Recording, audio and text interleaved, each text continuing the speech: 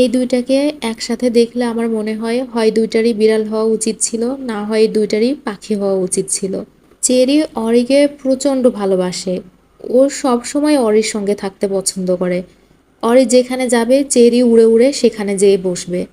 আবার অরিও কিন্তু চেরিকে খুব ভালোবাসে, না হলে চেরি ওকে যে পরিমাণে বিরক্ত করে, চেরিকে পছন্দ না করলে এতদিনে চেরিকে আস্ত রাখতো না। তবে মাঝখানে অরি কিন্তু আমার যে হলুদ টিয়া আছে ওর সঙ্গে মিল দেওয়ার খুব চেষ্টা করছে, কিন্তু হলুদ টিয়াটা বড় হয়ে যাওয়ার পরে আর অরিকে পাত্তা দেয়নি। তারপরে অরি আবার চেরির কাছেই ফিরে আসছে। হয় চেরি একা একা খেলা করবে, না হয় অরির সঙ্গে খেলা করবে।